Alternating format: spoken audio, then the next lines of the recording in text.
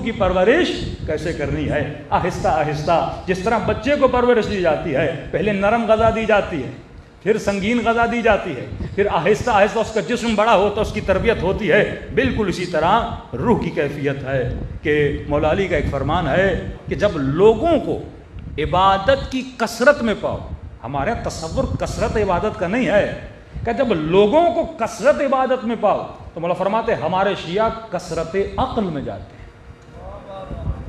کثرت عبادت اور کثرت تعقل۔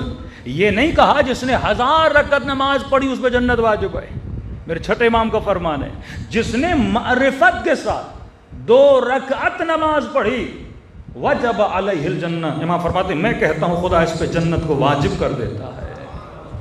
کوالٹی پہ غور کیا کرو۔ اب ایک آدمی 4 رکعت نماز پڑھتا ہے، اس کے ساتھ 8 رکعت مستحبات بھی پڑھتا ہے، توانائی ہے تو بہت اچھی بات ہے۔ حضرت ابراہیم کو اللہ نے یہ نشانیاں بتائیں کہ علی کے شیعوں کی یہ دن میں 51 رکعت نماز پڑھتے ہیں، لیکن یہ 51 رکعت مجھے کب پڑھنی ہے؟ جب میں سلمان کی معرفت کو حاصل کر لوں، جب میری روح اتنی پاورفل ہو جائے، یہ نہیں کہ ایک دن میں اتنی پڑھوں اگلے دن کیا ہو جاؤں، اس عبادت سے میں تنگ ہو جاؤں۔ آہستہ آہستہ اپنی روح کو ہلکی غذا دیتے جاؤ، آہستہ آہستہ۔ مثلا ایک ذکر لو کہ مولانا مثلا میں ڈیلی بیسس پہ 200 مرتبہ مثلا صلوات پڑھوں گا۔ اب دیکھو اس میں اسٹیبلٹی کتنی ہے۔ اگر تو 40 دن ڈیلی 200 مرتبہ صلوات پڑھنے کی صلاحیت پیدا کر لے، صلوات صرف ذکر نہیں ہے، صلوات صرف دعا نہیں ہے، صلوات اعجاز محمد اور آل محمد ہے۔ اس پہ میں بھی آؤں گا۔ کوئی بھی ذکر لو، کوئی بھی عبادت لو، لیکن اس میں تواتر کو پیدا کرو۔ مثلا دن میں 17 رکعت نماز ہے، یہ ذہن سے نکال دو کہ مجھے مستحبات پڑھنی ہے یا مثلا نماز شب پڑھنی ہے، 17 رکعت نماز پڑھتے ہو نا، اس 17 رکعت کو کنٹینیوٹی میں پڑھتے رہو، 40 دن اس پہ پابندی کرو بھائی، وقت پہ دن میں 17 منٹس۔ اب یہ بھی نہیں کہ مستحبات کے ساتھ پڑھوں گا، صرف واجبات اس میں ادا کرو، لیکن وہ جو واجب پڑھو خلوص سے دل سے پڑھو۔ خلوص کا مطلب اطمینان قلب سے پڑھو۔ آیت اللہ نراکی اور آغا دستغیب ایک مسئلہ دیتے تھے، کہتے تھے نماز میں توجہ کا ہونا ضروری ہے، کہ اگر توجہ نہیں ہے تو نیت کرنے سے پہلے 5 منٹ مصلی پہ کھڑے ہو جاؤ، نیت کرنے سے پہلے 5 منٹ 6 منٹ 4 منٹس مصلی پہ کھڑے ہو جاؤ اور متوجہ کرو کہ تو کون ہے اور کس نے تجھے مہمان بنا کے بلایا ہے۔ اللہم صل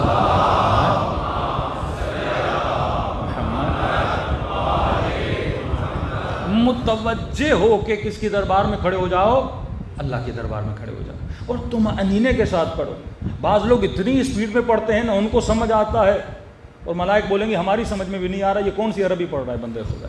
ہاں، آہستہ آہستہ سے بسم اللہ الرحمن الرحیم الحمد للہ رب العالمین، جس طرح لقموں کو چباتے ہو نا، اسی طرح حرف حرف کو چبایا کرو، سمجھا کرو کس کی دربار میں کھڑے ہو، کس کے ساتھ بات کر رہے ہو، ادب و اخلاق کے ساتھ بات کرو۔ 17 منٹ ڈیلی لو، معصوم فرماتے ہیں 40 دن پڑھو، پھر دیکھو 41ویں دن تیرے روح اس نماز سے کتنی لذت لیتی ہے، یہ اپنے محبوب سے مل جاتی ہے۔ روح عاشق پروردگار عالم ہے۔ روح کا اگر کسی شے سے میلاب ہونا ہے، روح کا اگر کوئی متداول ہے، جیسے نیگیٹو اور پلس اور مائنس بولتے ہیں، روح کے لیے اگر کوئی پلس ہے، اگر آپ مائنس ہو، اگر اس کے لیے کوئی پلس ہے تو وہ وجود پروردگار عالم ہے۔ عبادت میں صرف خلوص ہونا چاہیے۔ آغا امینی بہت بڑے عالم دین صاحب کتاب الغدیر فرماتے میں مولا حسین کے حرم میں گیا اور میں کہتے لمبے لمبے سجدے دیتا تھا امام حسین میں، نماز پڑھنے کے بعد لمبا سجدہ۔ کہتا ہے ایک دن سجدہ دے رہا تھا، سجدے کے عالم میں مکاشفہ ہوا، آنکھوں سے پردے ہٹے اور مجھے امام حسین کی زیارت نصیب ہوئی۔ صلوات پڑھے مولا کی شان پہ۔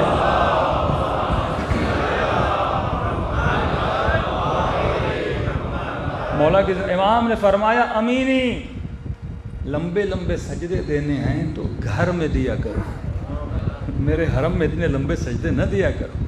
کہ مولا کیوں؟ کہ کہیں ایسا نہ ہو کہ شیطان تیرا شکار کر لے، تو شیطان کے لیے طعمہ نہ بن جائے، ہاں تو اس کا شکار نہ بن جائے۔ کیوں؟ جب آدمی لمبے لمبے سجدے دے گا، یہ کن کے سامنے دے رہا ہے؟ لوگوں کے سامنے دے رہا ہے۔ کہا عبادت لمبی اگر کرنی ہے تو لوگوں کے سامنے نہ کیا کرو، اللہ کے سامنے اکیلے میں تنہائی میں کیا کرو۔ بہترین معاشقہ تنہائی میں ہوتا ہے۔ اللہ کو بھی کیا پسند ہے؟ بندے کی تنہائی پسند ہے۔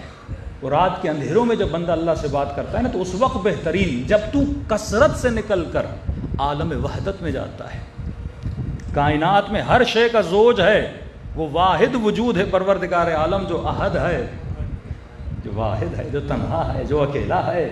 اس خدا سے اگر بات کرنی ہے تو کہ عوام میں اتنے لمبے لمبے سجدے نہ دیا کر، یا مجتہد اتنے بڑے عالم دین، لیکن امام حسین کہہ رہے کہیں نہ وہ شیطان تجھے اپنا شکار بنا دے، کہیں ایسا نہ ہو تو اٹھے، چار لوگ بولے مولانا ماشاءاللہ کتنے لمبے سجدے کیے، چار لوگ تمہارے ہاتھ آ کے چومنے لگیں، تمہارے اندر ایک چیز پیدا ہو جائے کہ میں تو بڑا عابد ہوں، میں تو بڑا زاہد ہوں۔ یہ خیال بھی تمہارے ذہن میں نہیں آنا چاہیے کہ تو لوگوں کی خوشی کے لیے کر رہا ہے، جو بھی کرے اپنے پروردگار عالم کے لیے کرے۔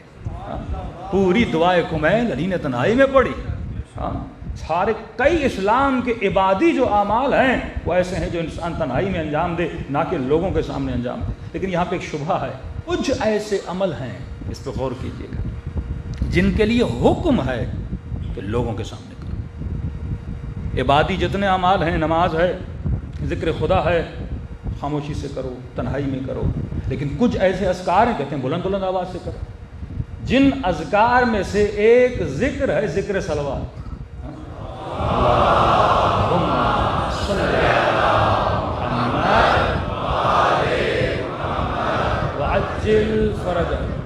کچھ اذکار ہیں جو حکم ہے کہ تنہائی میں کرو، جیسے لمبی لمبی عبادتیں، لمبے لمبے سجدے، اللہ کی دربار میں راز و نیاز، انفاق کرنا، کسی یتیم کی مدد کرنا، کسی غریب کی مدد کرنا، یہ سارے آپ کو ملتے ہیں کہ مولا علی رات کے اندھیروں میں جاتے تھے، کہ یہاں تک فرمایا اگر کسی کی مدد کرتے ہو تو مثال دی کہ اگر سیدھے ہاتھ سے دیتے ہو تو تیرے الٹے ہاتھ کو پتہ نہ لگے، نہ کہ مسجد میں اعلان ہو فلاں صاحب نے 2 لاکھ روپے دیے مسجد کی ٹائل کے لیے، اس کے تو پر نکل آئیں گے نا۔ 500 لوگوں کو پتہ چل گیا جناب نے 2 لاکھ روپے دیے ہیں مسجد کی ٹائل کے لیے، مسجد کے پنکھے کے لیے، مسجد کی اے سی کے لیے، کہتے نہیں مولانا ہم لوگوں کو انکریج کر رہے ہیں، تو نام کیوں لیتے ہو؟ کوئی ایک مومن نے دیے، ہاں ڈاکٹر صاحب نے دیے، انجینئر صاحب نے دیے، کرنل صاحب نے دیے، جنرل صاحب نے دیے، تو نام کیوں لے رہے ہو بھائی؟ آپ بول دو ایک مومن تھا بیچارہ، اس نے اتنے دیے۔ آپ بھی مومنوں میں شمار ہونا چاہتے ہو تو اپنا نام اس میں کیا کرا دو؟ شامل کرا دو۔ اس سے اور اس کے اندر کیا پیدا ہوگی؟ ریاکاری پیدا ہوگی۔ اچھا ڈاکٹر صاحب کی اتنی ویلیو ہو گئی، 20 لوگوں کو پتہ چل گیا 2 لاکھ دیے ہیں، میں کیوں پیچھے رہ جاؤں؟ کمپٹیشن آپ کا بتا دو، میں نے 3 لاکھ دیے ہیں، اگلا بولے گا میں نے 4 دیے ہیں، وہ مسجد کا بانی تو خوشی ہوگا نا کہ پیسے پڑ رہے ہیں، یہ اپنی کمپٹیشن میں مسجد کا فائدہ کرے جا رہے ہیں، لیکن اپنی آخرت کو کیا کر رہے ہیں؟ تباہ کر رہے ہیں۔ روایت کے جملے ہیں، جب کوئی بندہ ایک نیکی کرتا ہے، مثلا کسی غریب کی مدد کی اس نے، کسی یتیم کی مدد کی اس نے، اللہ اپنے ملائکوں اور فرشتوں کو کہتا ہے اس ایک نیکی کے بدلے میں 70 نیکیاں لکھو۔ مثلا آپ نے ایک نیکی کی، اللہ حکم دیتا ایک نیکی کے بدلے میں 70 نیکیاں لکھو۔ اور مقصود فرماتے ہیں اگر وہ اپنی نیکی کا اظہار کسی کے سامنے کر دیتا ہے، اللہ کا حکم ہوتا ہے ملائکو جو 70 تھا اس کو پھر کیا کر دو؟ 1 کر دو۔ فرمایا اگر دوبارہ یہ اپنی نیکی کا کسی سے ذکر کرتا ہے کہ میں نے فلاں صاحب کی مدد کی، فلاں کے جہیز میں مدد کی، فلاں اسکول میں فیس نہیں تھی میں نے اس کی مدد کر دی، ہاں فلاں مسجد میں مدد کی، اب اللہ کی آواز آتی ہے وہ ایک نیکی مٹا کے اس کی جگہ پہ گناہ لکھ دو، کیونکہ اس نے میرے لیے نہیں کیا، اس نے ریاکاری کے لیے کیا۔ آغا نراکی کے ایک استاد تھے، ان کو انہوں نے خواب میں دیکھا کہ بتائیے قبر کی پہلی رات جو سوال و جواب ہوئے کون سی نیکیاں آپ کے کام آئیں، کون سی نیکیاں آپ کے کام آئیں؟ انہوں نے کہا ملائکوں نے پوچھا کہ کیا لے کر آئے ہو؟ میں نے کہا میں نے اتنی کتابیں لکھی ہیں۔ کہ اس کا اجر تو اللہ نے آپ کو دنیا میں دیا، آپ نے کتاب لکھی، اس سے آپ کو کیا ملی؟ شہرت ملی، مرید بڑھے، شاگرد بڑھے۔ کہ میں نے فلاں فلاں جگہ پہ یہ کیا، کہ اس کا اجر بھی خدا نے آپ کو دنیا میں دے دیا۔ کوئی ایسی نیکی بتاؤ جو تم نے صرف پروردگار عالم کے لیے کی ہے۔ کہتے ہیں میری ایک ایسی نیکی تھی جس کا میں نے زندگی میں کبھی سوچا بھی نہیں تھا۔ کہ ایک خاتون تھی، اس کے ہاتھ میں ایک بچہ تھا، وہ بیوہ خاتون، یتیم بچہ اس کی گود میں تھا۔ کہتا ہے وہ غربت کی وجہ سے اپنے بچے کے لیے پھل لے نہیں پا رہی تھی، بچہ ضد کر رہا تھا کہ اماں مجھے سیب لے کر دو، لیکن اس کے اندر استطاعت نہیں تھی وہ اپنے بچے کے لیے سیب لے. میں نے یہ منظر دیکھ لیا, بچہ بار بار روتا ہوا سیب کی طرف انگلی کر رہا تھا کہ مجھے کیا چاہیے, سیب چاہیے. کہتا ہے اتنے میں نے سیب لیا, نہ دکاندار کو پتا تھا, نہ ماں کو پتا تھا, نہ لوگوں کو پتا تھا. چلتے چلتے وہ سیب میں نے کس کے ہاتھ میں دے دیا, بچے کے ہاتھ میں دے دیا. ملائکوں نے کہا یہی ایک سیب ہے جس نے تجھے قبر کی پہلی رات بچایا ہے. جب تو نے دیا کسی کو پتا نہیں تھا, بس تیرے خدا کو پتا تھا, اور ایک ایسی نیکی جو تجھے یاد بھی نہیں تھی. تو ہمارے کئی ایسے اعمال ہیں جو کس کے لیے ہوتے ہیں, پروردگار عالم کے لیے ہوتے ہیں, وہ ہمیں کام آتے ہیں. تو حکم اسلام ہے کہ جو بھی کرو اس میں ریا شامل نہ ہو, صرف پروردگار عالم کے لیے کرو. لیکن کچھ ایسے اعمال ہیں, میری مائیں بہنیں نوجوان غور سے سنیں, جن کے لیے حکم ہے ان کو علل اعلان کرو, کیونکہ وہ عمل نہیں ہے, وہ اسلام کی پہچان کہلاتا ہے, جسے ہم شعائر اللہ بولتے ہیں. جیسے کعبہ ہے, جیسے رمی جمرات ہے, جیسے سعی صفا و مروہ ہے. حج کوئی اکیلا چھپ کے کرنے نہیں جاتا, ایک ایسا عمل ہے جو اجتماعی ہے. کیوں؟ کیونکہ اس عمل کا اثر کس پہ ہوتا ہے, سوسائٹی پہ ہوتا ہے. کئی ایسے اعمال ہیں جو آپ کی پہچان ہے, مثلا محرم کے مہینے میں جلوس کا نکالنا, اسے آپ کہتے ہیں شاعر حسینی ہے. یہ ایک ایسا عمل ہے جو دنیا کو بتانا پڑتا ہے کہ اس ملک میں شیعہ کتنے ہیں, جسے آپ پاور شو بولتے ہیں. جب تک آپ یہ عمل نہیں کرو گے دنیا کو پتا نہیں لگے گا شیعوں کی تعداد کتنی ہے, شیعوں کا پاور کتنا ہے. جیسے ذکر صلوات ہے, جیسے ذکر یا حسین ہے, جیسے علم کا لگانا ہے, یہ سارے کس میں آتے ہیں, شاعر حسینی میں آتے ہیں. اور خواتین کے لیے کہہ رہا ہوں, جیسے پردے کا کرنا ہے, یہ بھی شعائر اللہ میں سے ہے. مثلا آپ یہاں سے یورپ چلے جائیں اور اس روڈ پہ آپ کو ایک خاتون نظر آ جائے جس نے دوپٹہ پہنا ہوا ہے, تو فوراً آپ کا ذہن کہاں جائے گا, خاتون کی طرف نہیں جائے گا, اسلام کی طرف جائے گا. کبھی کبھی آپ کا کوئی عمل کس کی پہچان بن جاتا ہے, اسلام کی پہچان بن جاتا ہے. آپ چلے گئے, سارے انگریز نے کسی سے پوچھا آپ کا نام کیا, اس نے کہا میرا نام مثلا رضا ہے, میرا نام جواد ہے. تو یہ نام بھی جو اپنے بچوں کے رکھتے ہو یہ بھی شاعر میں شمال ہے. آج بعض شاعر اسلام دن بدن ان کا رنگ کیا ہوتا جا رہا ہے, دھیما ہوتا جا رہا ہے. اور دشمن اسی رنگ کو دھیما کرنا چاہتا ہے, دشمن اسی چیز کو ختم کرنا چاہتا ہے.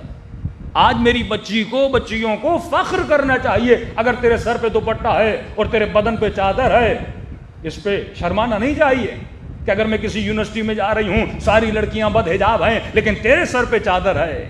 وہ کس کی نمائندگی کر رہی ہے, شیطان کی. تو کس کی نمائندگی کر رہی ہے, سیدہ زینب کی نمائندگی کر رہی ہے. اس پہ شرم کیسا.